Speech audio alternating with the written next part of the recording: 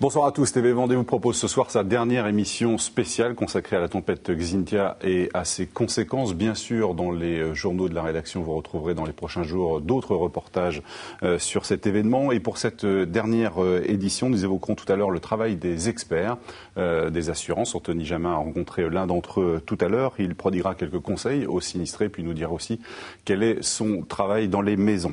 Un géologue sera là tout à l'heure dans la deuxième partie de l'émission pour nous expliquer quelles sont les conséquences de ces inondations pour les sols et donc aussi pour les habitations. Aïda Valceanu, qui est ici en plateau, bonsoir Aïda, s'est rendue aujourd'hui dans les deux communes pour recueillir les témoignages des sinistrés qui nous diront comment ils entrevoient désormais leur avenir. Et puis pour terminer cette édition, nous reviendrons en images pendant 5 minutes sur les 12 jours qui viennent de passer depuis la catastrophe. Notre premier invité aujourd'hui, Dr Yves Bescon, bonjour. Bonsoir. Vous êtes psychiatre, vous travaillez à l'hôpital Basurel, à La Roche-sur-Yon, l'hôpital de santé mentale. Vous pouvez peut-être nous dire 2 mots de ce que vous y faites au quotidien, le reste de l'année? Au quotidien, je suis psychiatre des hôpitaux. Ouais. Je m'occupe d'un service de psychiatrie adulte classique. Et en plus, je suis donc le coordonnateur de la cellule d'urgence médico-psychologique 85, rattaché au SAMU 85. D'accord, qui intervient pas uniquement sur la catastrophe en fait. Qui intervient à chaque fois qu'elle est déclenchée par le SAMU pour des catastrophes d'envergure diverses, plus ou moins grandes, mais qui est souvent déclenchée. Donc vous dirigez cette cellule d'urgence médico-psychologique qui a été mise en place pour les sinistrés à l'Aiguillon. Elle a été mise en place quand, cette cellule d'ailleurs? Dès le dimanche matin. Dès le dimanche matin? Dès le dimanche matin. C'est systématique dans ce genre de cas? Oui, en général, oui. C'est depuis les attentats du RER Saint-Michel, c'est ça, en 95 à Paris. Les cellules ont été mises en place à ce moment-là, oui. Oui, oui. Tout à fait. Donc là, dès le dimanche matin, vous avez été appelé sur place? Sur place, j'ai d'abord eu une alerte par mon collègue du SAMU, la régulation du SAMU, qui m'a informé de la mise en place d'un plan rouge. Et donc m'a donné un premier chiffre de victimes et m'a demandé de me mettre en alerte. Donc, j'ai commencé à ce moment-là à mettre en alerte le personnel. J'ai commencé par les rappeler. Et puis ensuite, je me suis rendu sur place faire un bilan des lieux avec mes collègues rencontrer mes collègues du SAMU. Et à partir de là, j'ai commencé à rappeler les équipes pour venir sur place. Alors qui vous accompagne dans ces moments-là? Essentiellement des infirmiers de santé mentale. Donc, qui sont formés à la prise en charge psychologique des patients d'une manière générale, mais en plus particulièrement formés à la victimologie. Vous êtes installé où physiquement dès le dimanche matin? Dès le dimanche matin au PMA, c'est-à-dire le poste médical avancé. Avec les collègues du SAMU et des pompiers. Là, les premières personnes qui arrivent vers vous sont c'est des gens qui demandent à vous voir, c'est vous qui les... Non. Vous êtes là, en tout cas. Je suis là, je commence par faire un tour au niveau du PMA, voir si des gens sont particulièrement choqués ou en état de détresse avancée sur un plan psychologique. Comment vous le voyez, ça? Alors, soit nous pouvons avoir des gens qui gèrent leur stress sans trop de difficultés, ce qu'on appelle un stress adapté, soit quand leurs capacités psychologiques sont dépassées, ils présentent ce que nous dénommons un stress désadapté, donc qui peut aller de la sidération jusqu'à l'état d'excitation même, et qui nécessite d'être dépisté et d'être pris en charge sur un plan médical à ce moment-là. Quand vous dites un stress adapté, ça peut être donc des gens qui sont renfermés sur eux-mêmes et qui en fait à l'intérieur Alors un stress adapté, c'est bouleversés. Un stress adapté, c'est tout à chacun qui, face à une situation stressante, s'adapte. Et le stress désadapté, à ce moment-là, les capacités des gens sont débordées et ils ne sont plus adaptés au quotidien de la réalité, quoi. Il y a eu beaucoup de gens en stress, donc désadaptés dès les premières heures? Dès les premières heures. C'est même les pompiers qui vous le signalent déjà. Les sauveteurs pompiers aquatiques nous disent qu'ils ont eu des victimes dans les bateaux qui hurlaient ou qui voulaient aller rechercher des croquettes pour le chien, choses comme ça. Voilà. Ce qui était complètement désadapté par rapport à la réalité Mais qui sont des réactions logiques dans ces moments-là. C'est-à-dire qu'on a des réactions qui ne sont pas forcément rationnelles. Rationnelles, oui. Ouais. Ça fait partie des réactions qui ne sont pas forcément graves à long terme, mais qui peuvent se rencontrer dans un premier temps. Et qui, des fois, peuvent même gêner les secours quand quelqu'un est énervé, excité, se débat. Voilà. Est-ce que s'entretenir avec la rescapée d'une catastrophe, ça demande une approche particulière, différente de celle que vous adoptez le reste de l'année avec les patients que vous voyez à l'hôpital Basurel? Oui, complètement. Nous sommes dans une notion de temps totalement différente. D'ailleurs, Autant la journée du dimanche, il est passé différemment. La première mission sur un PMA et sur un point d'accueil des victimes, c'est de dépister assez rapidement ceux qui vont nécessiter un transfert ou pas et médicalisé pour pouvoir les évacuer. Une fois ce travail fait, ce qui est arrivé le dimanche matin, des gens qui ne sont pas blessés physiquement, mais psychologiquement, qui nécessitent d'être hospitalisés. D'accord. Alors notamment, nous étions face à une population de personnes âgées, donc certains ont dû nécessiter un transfert, pas beaucoup. Et ensuite, il faut essayer d'aller à la rencontre des gens et les aider à verbaliser le moment traumatique sur le plan psychique. Vous aviez été déjà confronté, vous, personnellement, à ce type de situation ? J'ai été confronté à une situation de cette ampleur-là, non. Non, jamais. Non. Des déclenchements de plans rouges avec des décès et des personnes particulièrement choquées, oui. Mais notamment en Vendée, nous avons eu des accidents de car assez importants. Et la première fois que j'ai été déclenché, c'était quelques années pour les naufragés en Espagne. Mais ce n'était pas sur place, c'était un rapatriement par avion. Alors les premières victimes que vous voyez, dont vous jugez effectivement, comme vous le disiez, qu'elles sont dans un stress qui n'est pas adapté, quels sont les mots que vous leur dites dans ces moments-là ? Est-ce que vous les écoutez ? Quels mots on emploie pour les rassurer, si c'est possible ? On les prend à part déjà ? À part quand les conditions du terrain le permettent, parce qu'il faut savoir que le dimanche matin, il y avait une zone d'accueil des victimes, et là, il y avait beaucoup de monde. Avec beaucoup de couvertures. Les gens étaient souvent déshabillés, enfin pas nus, pas complètement nus, mais en tenue de nuit, avec beaucoup d'animaux. Donc c'était assez difficile à gérer à ce moment-là. Il faut aller à la rencontre des gens, les aider à verbaliser, et puis essayer de partager un moment de remise dans la réalité des vivants.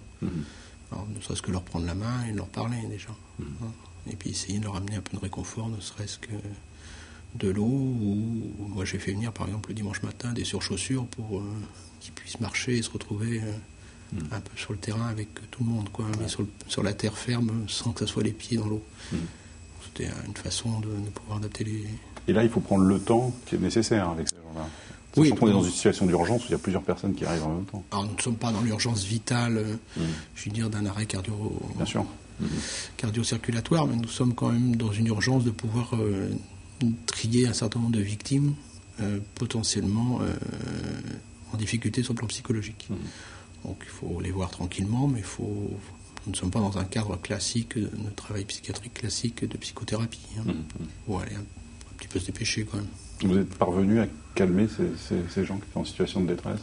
Oui, il y a la particularité le dimanche matin, c'était que beaucoup de victimes étaient pas sidérées, mais un peu sidérées. C'est-à-dire que les gens attendaient calmement, dans un silence... assez impressionnant, c'est ce que nous ont dit beaucoup les pompiers. Tout à fait, assez impressionnant. Comme si c'était la fatalité, quoi. Je pense qu'ils avaient vécu la mort de très près. Et à ce moment-là, c'était... le temps de revenir dans le monde des vivants, quoi. Il fallait peut-être ce temps aussi. Donc il y a eu cette journée de dimanche, et puis ensuite la cellule a été disponible pour les gens ensuite. Alors là, c'est pas vous qui allez vers eux, c'est eux qui doivent venir vers vous, dans ce cas-là. C'est nous qui allons vers les sinistrés. Vous avez fait une tournée dans les... Alors le dimanche, nous sommes restés dans les zones d'accueil des victimes. Le lundi, nous sommes allés voir les sinistrés qui avaient été hébergés dans le gymnase, aller à leur rencontre. Donc là, c'est vrai que nous avons été face à des gens qui, sur le plan émotionnel, étaient très choqués, on peut dire. Certains, il a fallu faire quelques petites assistances médicales parce qu'ils allaient voir, ils avaient perdu leur traitement. Et puis nous avons commencé à ce moment-là à aller voir un peu en périphérie, à prendre une voiture et aller voir dans certains logements. Les gens qui avaient été relogés, vous avez dit pas, ou qui n'avaient pas été, qui étaient restés dans leur maison. Des personnes âgées, il y en avait quelques-unes. Et là, il y a des gens qui nécessitaient d'être vus, oui. Bon, sachant que les conditions d'accès le lundi étaient difficiles.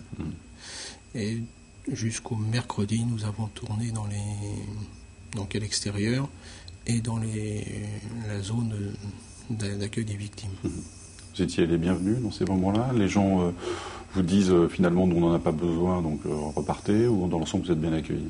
Dans l'ensemble, nous sommes bien accueillis. Ouais. Bon, certains nous disent ça va, je vais m'en sortir, ce qui peut des fois faire interroger. Oui, c'est ce qu'on va voir dans un instant. Alors justement, les gens que vous allez voir qui sont restés dans leur maison, donc qui ne l'ont pas quitté pendant la nuit, ils sont dans un état évidemment psychologique différent de ceux qui sont arrivés au poste médical avancé. Ces gens-là qui ont pu rester chez eux, comment sont-ils?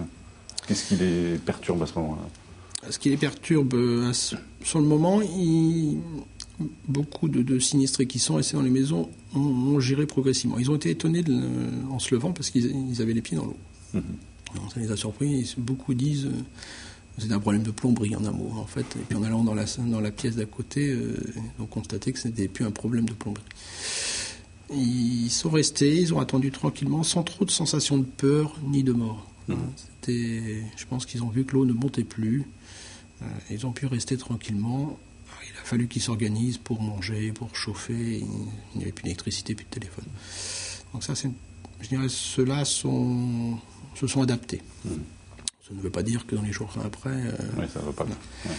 Par contre, les victimes qui ont été élitreillées, qui ont été sauvées par bateau, et certains ont connu presque pas la mort, mais une sensation de mort imminente. C'est-à-dire que certains se sont dit, on va franchement y passer. Certains ont vu leur conjointe partir au bout de leurs doigts. Là, les choses ont été beaucoup plus dures.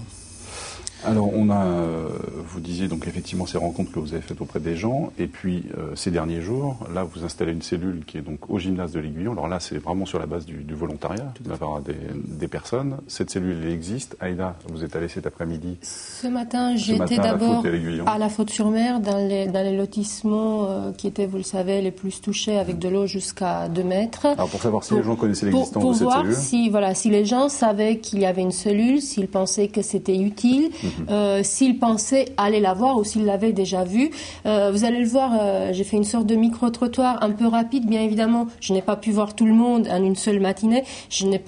Mais de ce que j'ai ressenti, moi, par rapport aux gens, c'est que pour l'instant, pour la plupart, ce ne sont pas les seuls témoignages, on en verra d'autres ensuite, mais pour la plupart, les gens disent, on est dans l'action, on est en fait, on tient sur les nerfs. C'est l'expression qui est le plus revenue. Et on ne sait pas, on verra après comment, quand tout va se calmer, comment on va ressentir les choses. Ils savent qu'il y a une cellule, ils n'identifient pas forcément le lieu où elle se trouve, mais ce que j'ai ressenti aussi, c'est que cela reste, je crois, un peu un sujet tabou. Et que d'aller voir un psy, c'est en quelque part, ça vous est peut-être pas vaincu, mais c'est une sensation que j'ai eue en rencontrant les gens sur les terrains, que c'était bien, mais qu'en même temps, c'est pas une démarche qu'on fait spontanément soi-même, je crois. Je vous propose d'écouter d'abord. On va la réaction du docteur dans un instant.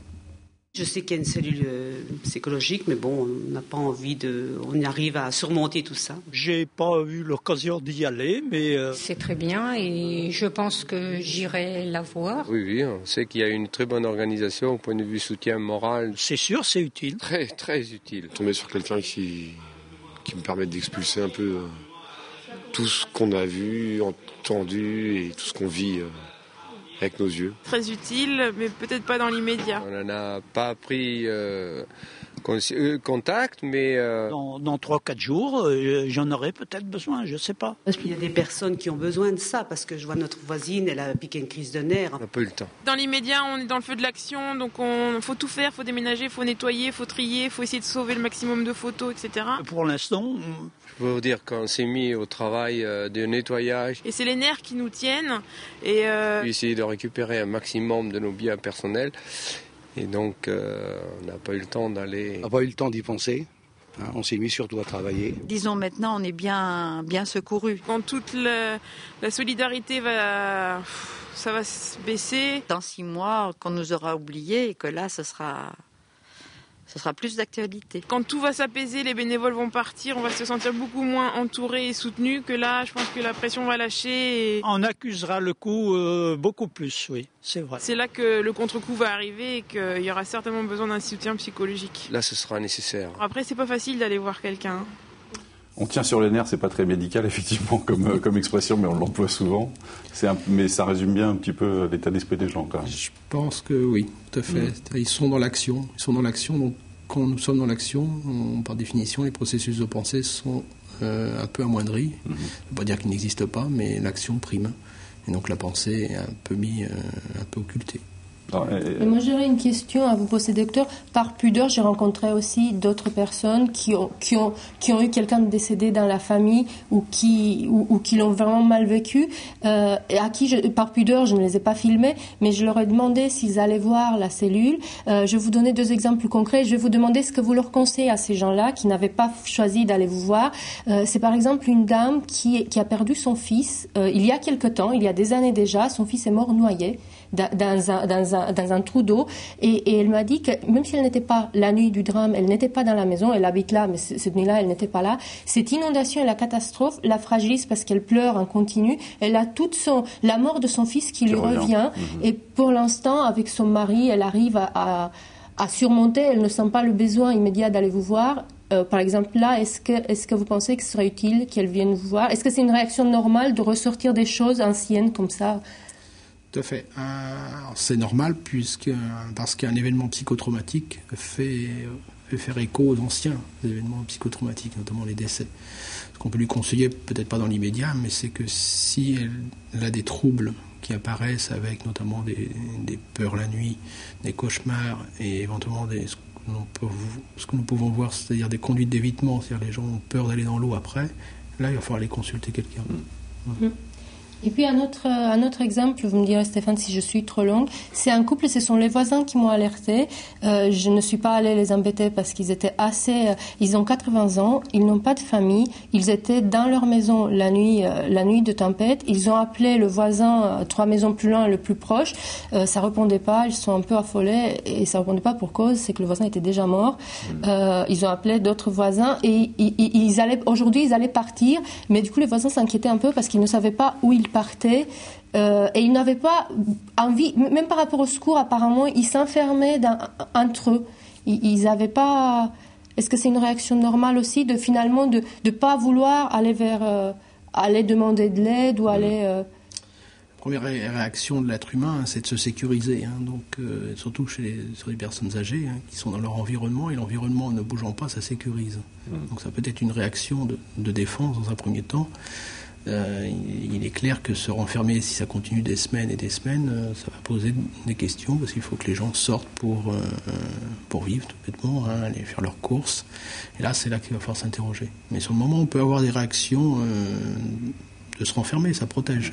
Quels sont les signaux alors pour les personnes extérieures, les conjoints, les amis, les proches, qui doivent permettre de conseiller à une personne d'aller vous voir?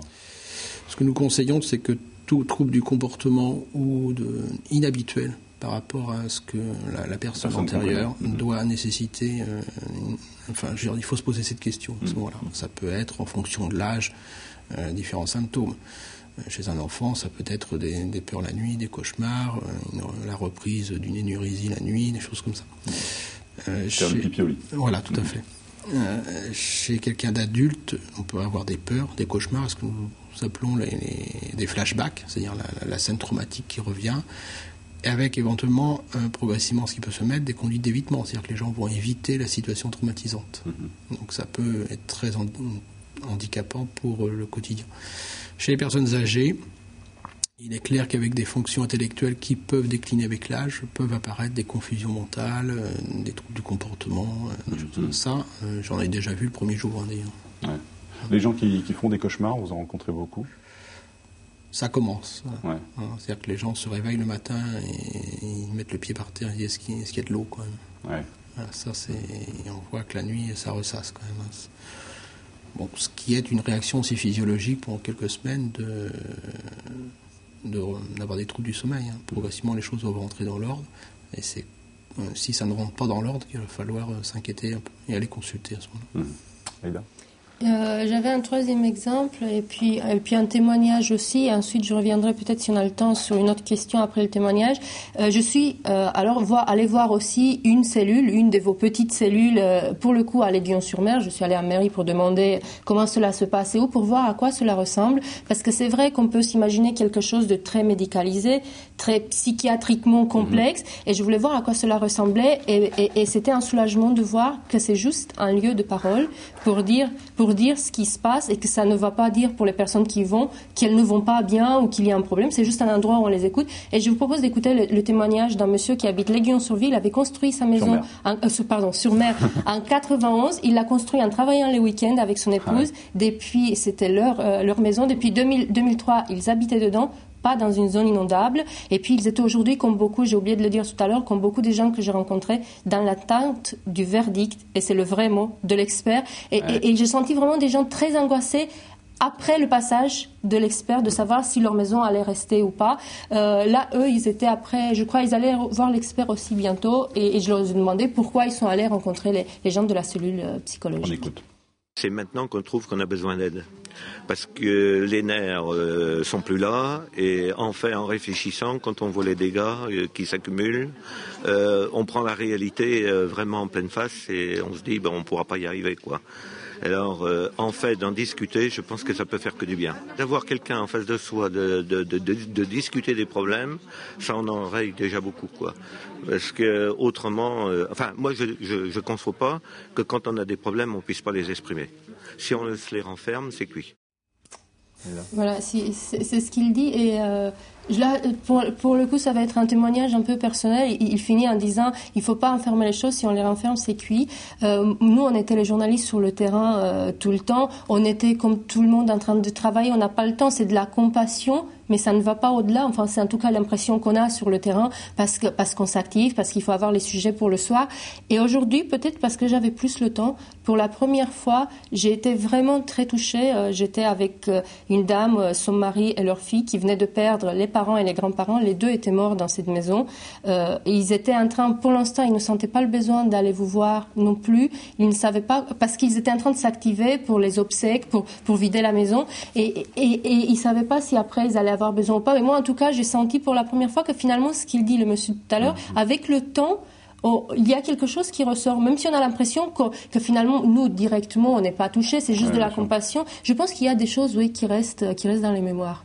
Tout à fait. Je pense que là, les mémoires vont être marquées pour plusieurs années. Ouais. Ce qui est prévu, on voit bien que les gens ont besoin de parler, et comme ils disent, les nerfs tombent. Donc il va y avoir certainement un deuxième temps où la parole va peut-être être plus libre sur la base du volontariat. Et là, il faut que les gens puissent avoir quelqu'un. Donc il est prévu des points d'accueil et d'écoute en mairie pour cela, sur plusieurs semaines probablement. On marque une pause dans cette édition et on revient dans un instant avec le docteur Bescon, et puis nous recevrons également sur ce plateau un géologue. À tout de suite.